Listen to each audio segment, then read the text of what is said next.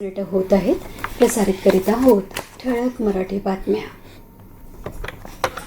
आकाशवाणी नागपूर. धैर्यशील मेश्राम आपल्याला ठळक बातम्या देत आहे. विद्यार्थी आंदोलनामुळे भारताचं भविष्य जबाबदार तरुण पिढीकडे जात आहे, ही अभिमानास्पद बाब आहे. लोक आता सरकारकडून उत्तरदायित्व मागवत आहेत. शिक्षण, रोजगार आणि उत्तम जीवन यासाठी सर्वांनी एकत्र येऊन प्रयत्न करायला हवे.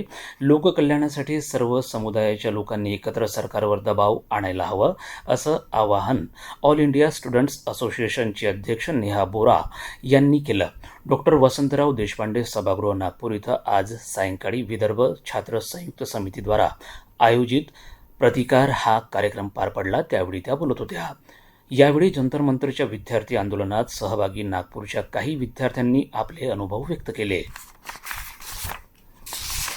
नेपाळमध्ये अडकलेले नागपूरचे सर्व 106 प्रवासी काठमांडूवरून दानापूर बिहारकरिता सुखरूप निघाले आहेत. मुख्यमंत्री देवेंद्र फडणवीस यांच्या फोननंतर काठमांडूवरून जनकपूरपर्यंत नेपाळचे खासदार संदीप राणा यांनी त्यांना स्थानिक 4 मिनी बस करून दिल्या. हे सर्व लोक जनकपूर बिहार बॉर्डरला उद्या सकाळी पोहोचतील. दानापूरपर्यंत त्यांच्यासाठी बसेस केलेल्या आहेत. तिथून रेल्वेने त्यांची परतण्याची व्यवस्था झालेली आहे.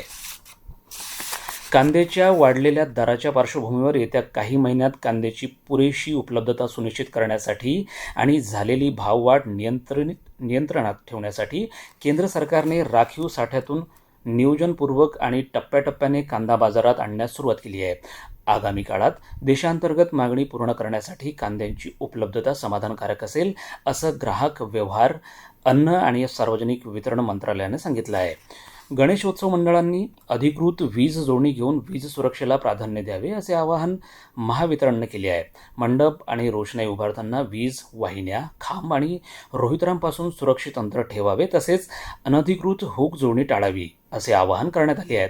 तात्पुरत्या वीज जोडणीसाठी नोंदणी प्रमाणपत्र, स्थानिक स्वराज्य संस्थेची परवानगी, पोलीस परवाना आणि विद्युत निरीक्षकांचे प्रमाणपत्र आवश्यक असून अनामत रक्कम बिल वजा करून परत केली जाईल. हवामान.